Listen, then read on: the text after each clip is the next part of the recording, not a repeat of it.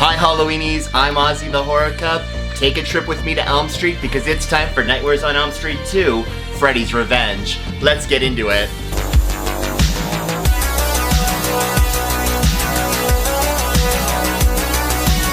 This has to be one of the gayest horror films ever created. And if you debate me on that, then you haven't seen the shower scene where the gay S&M gym coach is getting beat to death with a towel.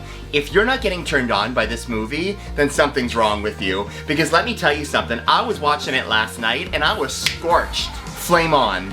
If you loved Nancy and the fact that Freddy Krueger comes to you in dreams, then girl, you're gonna have to forget everything you love about A Nightmare on Elm Street, because this movie has none of that. Freddy is out in the real world, he's trying to take over a human avatar, and we're going through sexual encounters with Freddy Krueger. And let me tell you something, this film could have you going through a sexual awakening. Now we're gonna be playing a little game that I like to call Slash or Slay. You see, if we love the fashions that we see in A Nightmare on Elm Street Part 2, Freddy's Revenge, then we are gonna slay the fashions that we see on our screen. However, if we dislike any of the fashions that we see, we are gonna slash. Slash, we do not like. Slay, we love it. Remember that for when we start playing the game. Now this movie is gonna take us through a whole new set of characters. We're first introduced to Jesse. He's gonna be our final girl. Think about it. At this point, it was women that were being chased down by serial killers, men with chainsaws and knives. Look at Laurie Strode, look at Sally Hardesty.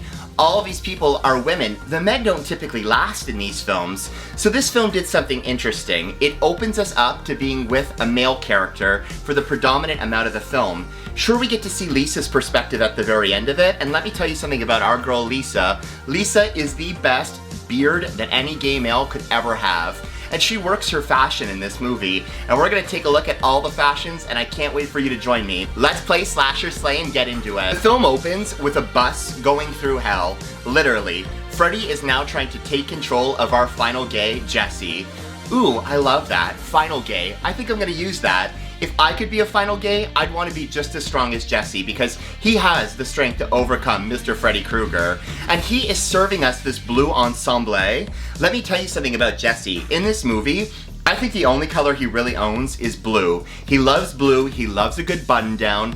In this scene though, it's a nightmare, okay? And let me tell you something about Nightwears on Elm Street. We only critique the fashions if it's happening in a dream or if it's happening at night. So this is our dream world. Even though it looks like it's taking place in the day, this is the opening scene, this is the opening nightmare. We know Freddy's driving the bus and Jesse is about to go through the ride of his entire life. I wish Freddy took me for a ride. Somebody better take me for a ride. Jesse, the way he portrays himself in his subconscious is total nerd fantasy. His hair is so freaking wet. It reminds me of, have you ever seen There's Something About Mary? When he's got the you-know-what behind his ear and Mary's like, oh my god, is that hair gel? I needed some. And she goes straight up with it.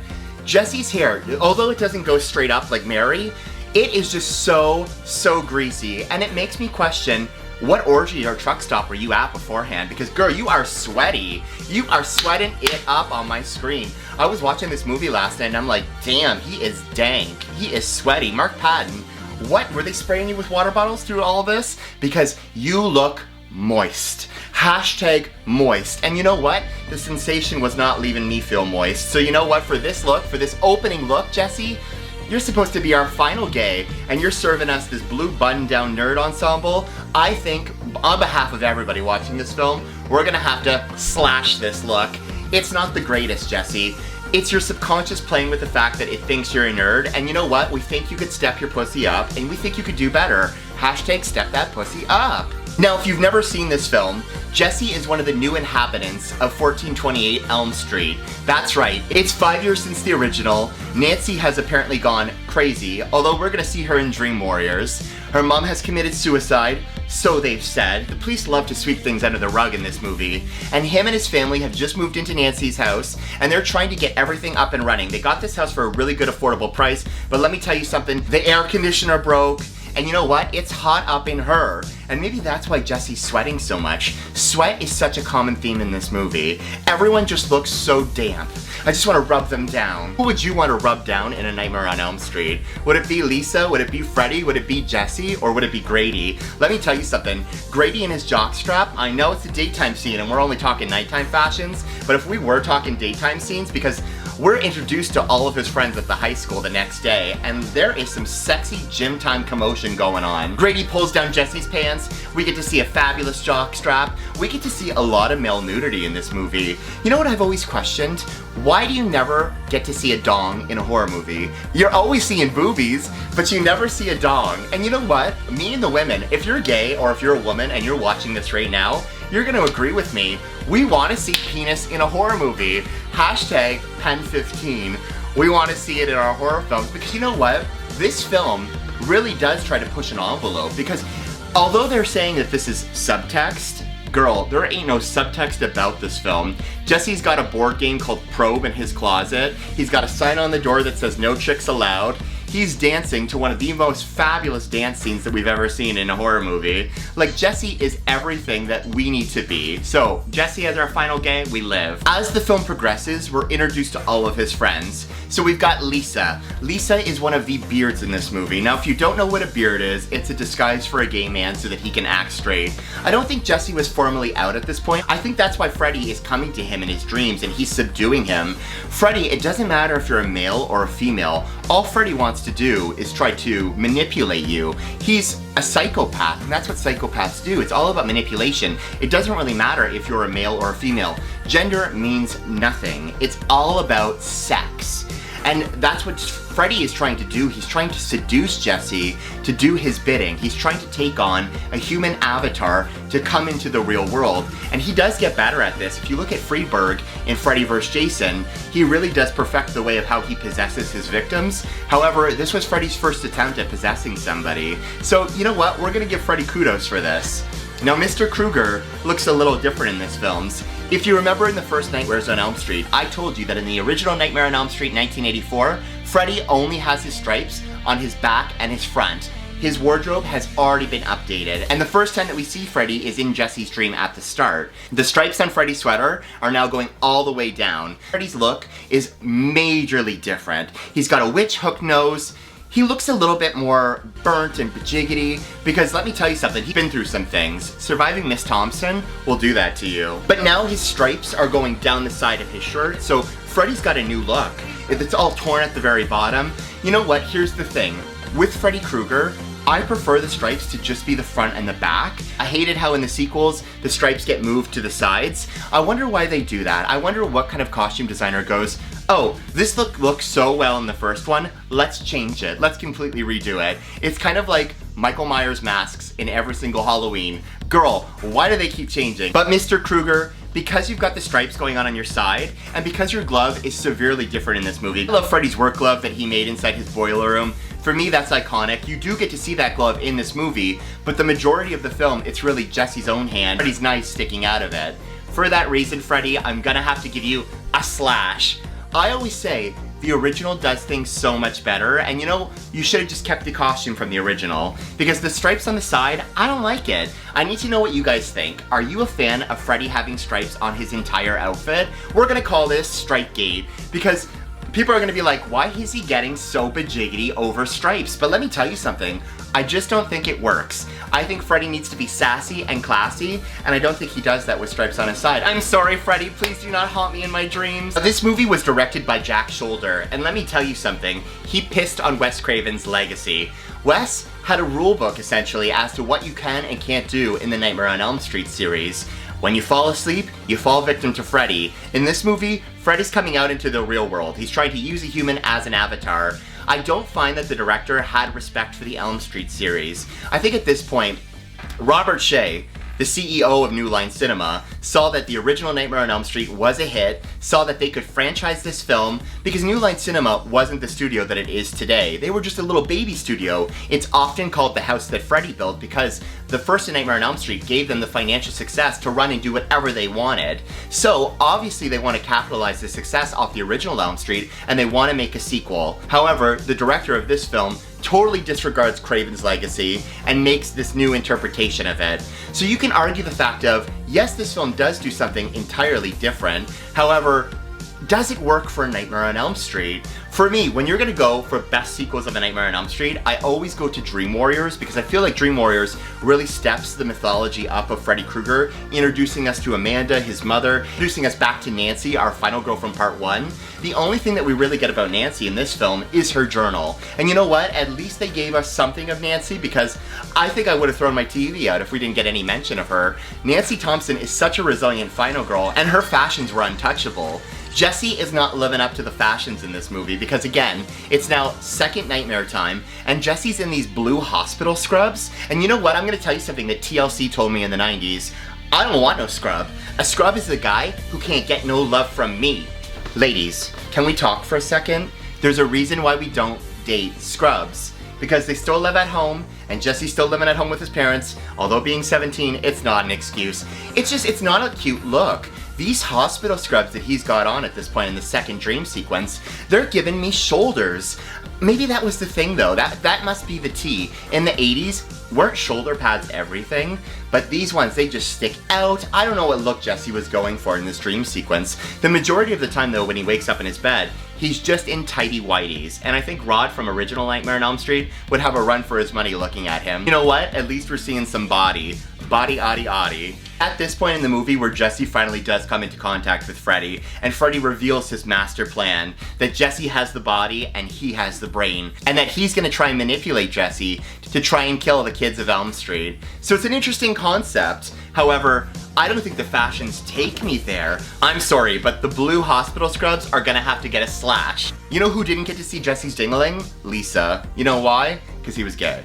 I think if this movie was remade again today, I think Jesse would have come out to Lisa. I think it would have been a little bit more, I mean, this was 1985, so this really was different. This really did set apart from the norm of what the normal movies were going with, because normal movies are not going to address the subtext of homosexuality. The movie really did take on a whole different lens. And you know what? Nightmare on Elm Street 2 tries something extremely different. A lot of people, though, don't think it works. And you know what? At this time, Mark Patton was not openly gay. Mark Patton was in the closet. I think he was still coming to terms with who he was based on his sexuality. If you're an actor in Hollywood and it's 1985 and it's not as progressive as it is today, and you're going through the subtext of this dream demon seducing you at night and manipulating you into doing his biddings, and you are the first ever final girl, I think horror movie audiences just weren't ready for what they were selling at this point. However, as a gay male looking at it, it is a great film. Okay, so now we're midway through the movie. Freddy has been trying to seduce Jesse into doing his killing.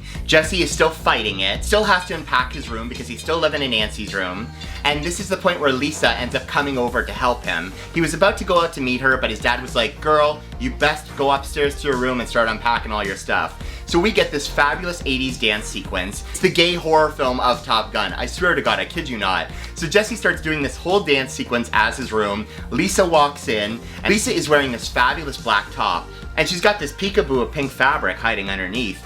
Lisa serves me fashion because Lisa is just so strong and vibrant in this movie, because at the very end, she has to step up her game and she has to take on the title of Final Girl because she has to save Jesse. She really does have to save Jesse from the dream demon that is Freddy Krueger. Lisa, she serves me innocence. She almost has this like Meryl Streep side to her. I don't know if it's the eyes, I don't know if it's the face. She's got terrific 80s horror hair. The way that her bangs just shoot down, and it's like this brunette but like strawberry-esque blonde hair. I don't know how to describe it, but Lisa is so fierce and fabulous, and I would want Lisa as my best friend or as my beard because I just think she'd cover for your ass to the T. Lisa, you are serving fashion forwardness in 1985. I love how the sleeves kind of hang up over your shoulder. Again, shoulders were so big in the day. 1985 must have been the year of the shoulder, okay? Shoulders were hot, shoulders were dangerous. Like Kesha says, hot and dangerous. Lisa, if you're one of us, then roll with us because we're gonna give you a sleigh. We live for your fashion. And you know what? You're so smart and cunning because Lisa finds the diary of Nancy hidden inside the bedroom closet, right above the Probe board game. Why does he have a board game called Probe? Lisa's also the one that takes Jesse to the boiler room. Lisa's also the one that introduces Jesse to the Freddy Krueger mythos of how they burned him. Lisa really does help Jesse break free of the spell of Krueger at the very end of the movie. If, you know, she passes through those hell dogs, she goes into the boiler room, she's constantly being manipulated by Krueger, she doesn't care because she understands that this is all fake, this isn't real, and that she has to overcome it to help Jesse. And how does she do that? Girl, with a kiss. You're gonna be forever disappointed with this man, Lisa. I wonder though, later on in life, do you think Lisa and Jesse would have been friends? Do you think they would have been like, girl, remember that adventure we had in a boiler room where I kissed you and you kind of like were burning to death? I remember.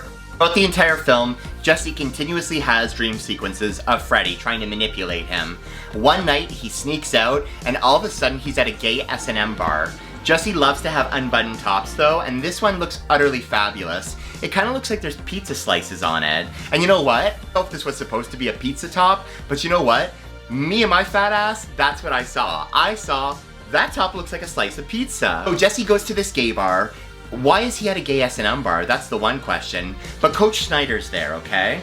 Coach Schneider's there and he's wearing this fabulous leather outfit. Coach Schneider, through the entire film, has been riding Jesse and Grady. He is not the biggest fan of these kids. We get to see the bartender, and the bartender is wearing this leather outfit with these nails sticking out the side of it, and guess who it is? It's none other than New Line CEO, Robert Shea. Robert, are you in every single film? Robert actually wanted to play the dad in this movie of Grady, as Grady's getting killed to death at the very end, as Freddy's knives are going through the door. Robert actually wanted to play that character, but the director, he was like, you know, I think you're gonna be this character. Go on down to the treasure chest and go get yourself a costume. So he takes his two little girls with him because he didn't know that it was like an adult store, and they're looking at all the different leather products, and they're like, the daughter was like, oh, you should wear that, daddy, and the guy was like, maybe you should tell your two girls to wait outside for you to be done, sir. But that outfit is the one that he picked at the treasure chest and that he wears to the gay bar. So Robert Shea actually had to buy his real costume in real life. Gay leather daddies, we're gonna have to give you a sleigh, because I think it takes confidence to be that fierce and fabulous with yourself. And this bar, it just looks like it's a good time. It's in this red CD lighting, there's cigarette smoke everywhere, people are just drinking beers. It looks like a fun time, I'd be into it. Jesse's got his pizza top on, and you know what? His pizza top with a little bit of sweat going down. Jesse is so sweaty in this entire film because you know what? He's always hashtag moist. So we're gonna give Jesse a sleigh, and we're giving Coach Schneider a sleigh because we love this leather bar sequence. Now we're gonna get to the gym. Coach Schneider sees him drinking the beer. He takes him away from the leather bar. It's gotta be like 2 a.m. at night or like 12 o'clock at night. It's gotta be late, okay? It's late at night and Coach Schneider takes him back to the high school to run laps. Sweetie, what do you think was gonna happen? Freddy starts beating his ass to death in the locker room with a towel, and we find out that it is Jesse. My question is, Coach Schneider only got slashed on his back and that killed him? Like, hello? It was just a slash on the back. Like, could you not take 4 blades going through your skin? I really don't think you were that tough and resilient, Coach Schneider. For making all those boys do all those push-ups at the very start of the film and making them constantly run laps, girl, I think you could have taken a couple beatings in the shower. Also, if you look closely, you're gonna notice that in the one scene, as Jesse transforms into Freddy, Freddy walks across the shower, and of course it's all steamy. It's very steamy. This whole movie is steamy. But if you notice correctly, how Freddy walks, it's very lumbering, and that's because Robert Englund, when they first started to make this movie, Robert obviously is the gentleman that plays Freddy Krueger, his agent actually wanted more money for him to pursue the role of Freddy. And of course, Robert Englund is Freddy Krueger, but making the sequel, they didn't really understand that yet. They didn't know the true magic that they had behind Robert. So Robert asks for more money, they decline him, and they say, okay, well, you know what? Jason and Michael, they're just played by stunt guys, so let's just get a stunt guy to play Freddy. They get a stunt guy to play Freddy, and it's this lumbering idiot. And that scene in the shower as he's walking to Coach Schneider in the shower, that is the stunt guy. You can see that he doesn't walk like Robert.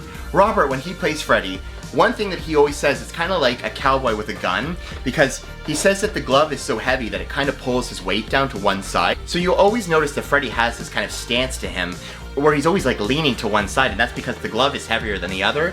And it's just how he moves, it's his physicality. Robert sells the Freddy Krueger character. However, in this scene, because it's that stunt person, it's that lumbering walk that he has. And I'm so glad they realized that Robert was Freddy. Jackie O'Haley, though, plays a good Freddy Krueger, I'm not gonna lie to you, but Robert Englund is our Freddy Krueger du jour, and Robert just sells everything in this film. Now, it's at the pool party that Jesse He's acting all bajiggity, he's running away from Lisa. Lisa's trying to comfort him, and Jesse's like, you know what, I gotta go to Grady's. And this is where I think the coolest death sequence happens in the entire movie. Tells Grady that he can't fall asleep, that Grady needs to watch him. Now Grady is just naked underneath this bed. I'm assuming he's wearing tighty whities, but you know what? We live. We're gonna slay his look, because we love it. We can't slash that. Special effects in this movie slays the game at the very end, because it's Freddy trying to come out of Jesse, and you see his head emerging from Jesse's chest, and the claws are starting to come out of Jesse's fingers, and when he slashes himself, and Freddy does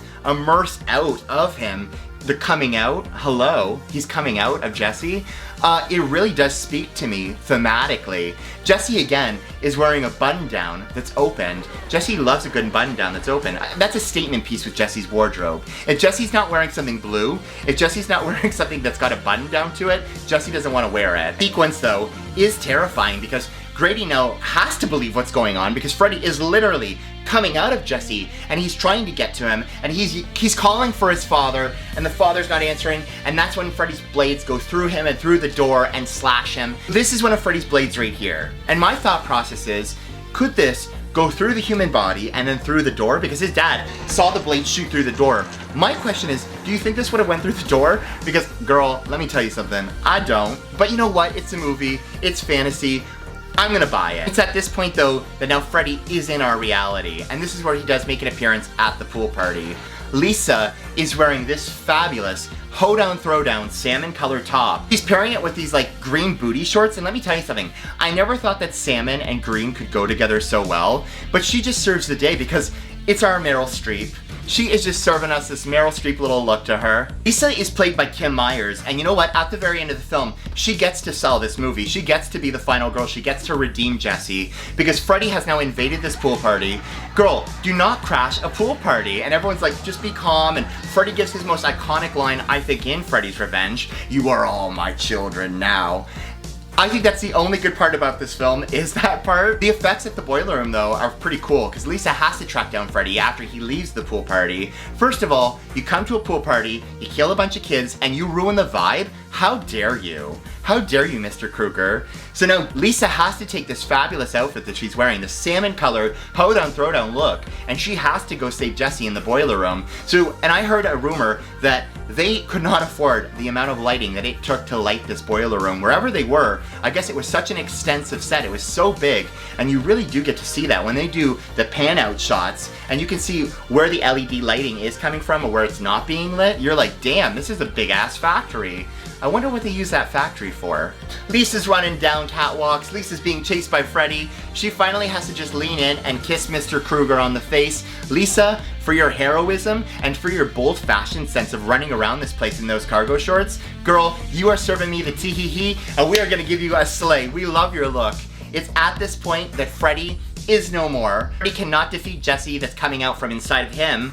There's a lot of things that are just going into people, coming out of people. This movie is the biggest allegory. Let me tell you something. If you're struggling with your coming out story, I think you just need to watch Freddy's Revenge. I think it's just gonna give you everything you need just to live your true, authentic life. So Jesse takes down Freddy from inside, and with Lisa's kiss, he's able to break free of the spell of Krueger, and now he's in like this burnt motif, because he's peeling back all the skin and Jesse's underneath. This now takes us to the end of the movie. We're back on the bus. We think that everything's safe, and all of a sudden, Freddy's hand bursts out of Carrie. Fashion sense in this movie, debatable. We had a couple good slays. I think the person that slays the game the most in this movie isn't Jesse. He's our protagonist turned antagonist. I think that the real winner in this film has to be Lisa. Lisa, your fashion sense kills me. I love a good shoulder motif. I just think you really do serve bright, bold colors. And wearing that salmon hoedown throwdown top, you got me, boo-boo. Know what you guys thought about the fashions of Freddy's Revenge? Are we a fan of it? Do we hate it? Tell me who you would slash and who you would slay. Would you do anything different than how I rated it? Let me know down below. Of course, in our next Nightwears on Elm Street segment, we're going to be reviewing the fashions of Dream Warriors. That's going to happen next month, guys, and I'm so excited to dive deep into the fashions of Dream Warriors because our OG final girl, Nancy, comes back, and she's serving you some looks, okay? She's got pantsuits because she wants to be treated like a real adult. Don't forget to smash that subscribe button to be notified about all of our upcoming videos. Next week is going to be Final Girl of the Month, and I couldn't have picked a better final girl. We're going to be looking at Rachel Carruthers from Hollywood Halloween 4. Show me your love for Rachel down below. Until next time, guys, stay spooky.